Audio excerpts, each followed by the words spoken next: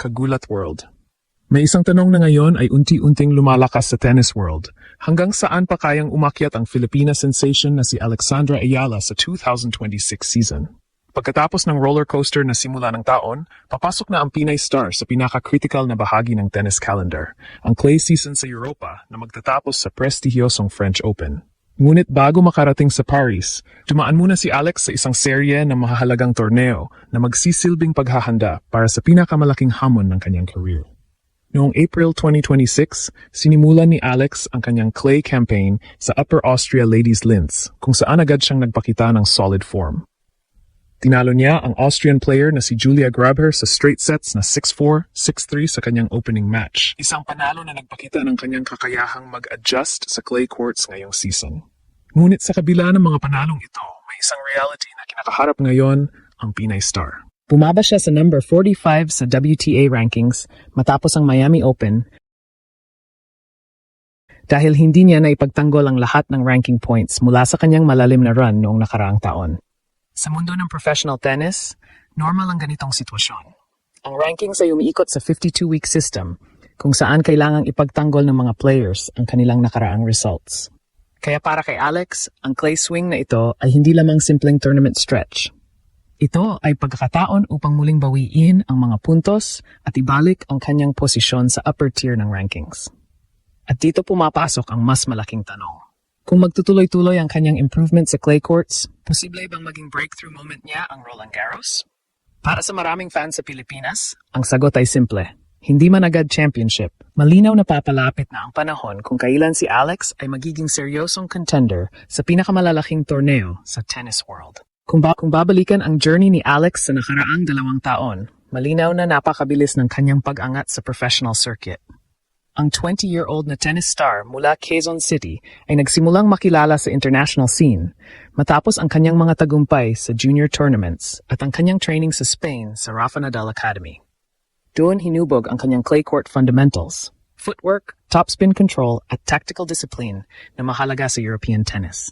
Pagdating sa professional tour, nagsimula ring dumami ang kanyang breakthroughs. Noong 2025, nagkaroon siya ng isa sa pinakamalalaking moments ng kanyang career nang gumawa siya ng historic run sa Miami Open, kung saan umabot siya sa semifinals bilang wildcard entry. Ang performance na iyon ang nagbukas ng pinto para makilala siya ng mas malawak na tennis audience at nagbigay sa kanya ng malaking pagtalon sa WTA rankings. Sa 2026 season, nagpatuloy ang momentum kahit na mas mahirap na ang competition. Nakapasok siya sa round of 16 ng Miami Open ngayong taon at nakakuha pa rin ng mahalagang ranking points kahit hindi niya naulit ang semifinal finish noong nakaraang taon. Bukod sa Miami, naging consistent din ang kanyang performance sa iba pang malalaking events. Nakapasok siya sa round of 16 sa Indian Wells at nagkaroon din ng deep run sa ilang tournaments sa Middle East swing ng WTA Tour. Ang mga resultang ito ang dahilan kung bakit nakapasok siya sa top 30 ng world rankings sa unang bahagi ng 2026. Isang milestone para sa isang Filipina player sa modern tennis era. Ngunit tulad ng maraming rising athletes, ang susunod na hakbang ay mas mahirap. Habang tumataas ang ranking, mas nagiging mabigat ang pressure at mas nagiging malalakas ang kalaban sa bawat round.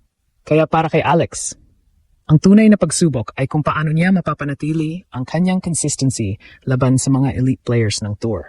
At ang clay season na ito ang isa sa pinakamahalagang yugto ng kanyang development.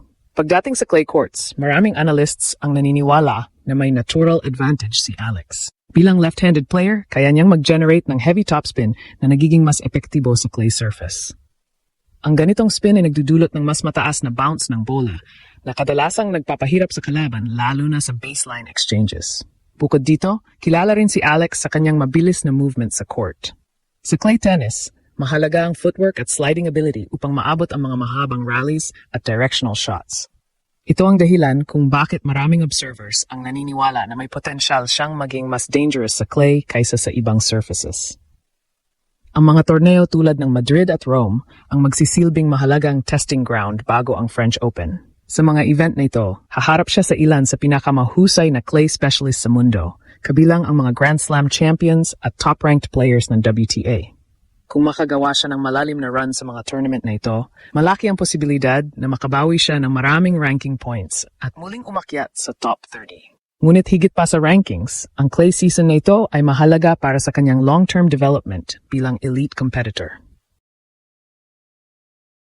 Sa bawat laban-laban sa mga world-class opponents, nadadagdagan ang kanyang experience sa tactical adjustments, match endurance, at mental toughness, mga elemento na critical sa Grand Slam tournaments.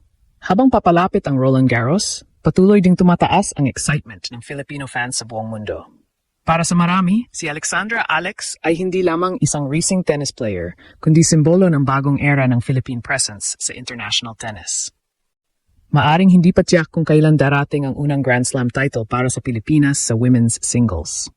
Ngunit kung pagbabasehan ang trajectory ng kanyang career ngayon, malinaw na ang Pinay star ay nasa tamang direksyon. At sa bawat tournament na kanyang nilalaro, mas lumalapit ang posibilidad na isang araw ay marinig ng mundo ang isang makasaysayang anunsyo.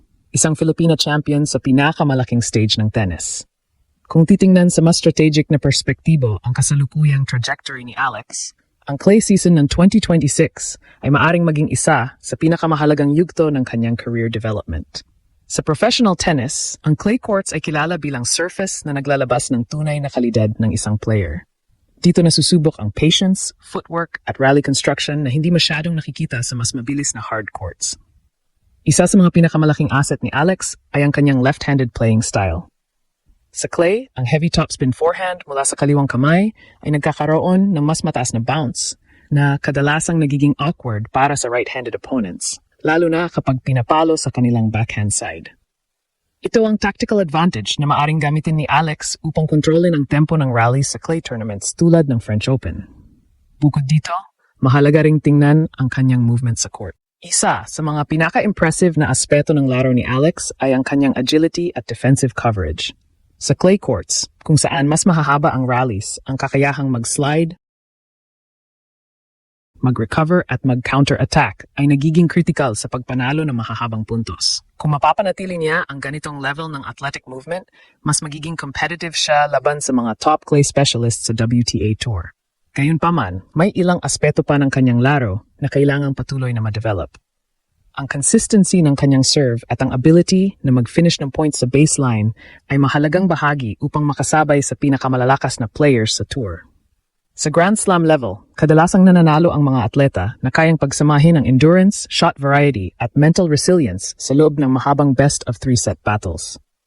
Kung magpapatuloy ang development ni Alex sa parehong direksyon, lalo na sa tactical maturity at physical conditioning, may malaking posibilidad na makita natin siyang mas madalas na umaabot sa second week ng mga Grand Slam tournaments. At kapag nangyari iyon, mas lalapit ang pagkakataon na ang Pilipinas ay magkaroon ng isang seryosong contender sa pinakamalaking stage ng world tennis.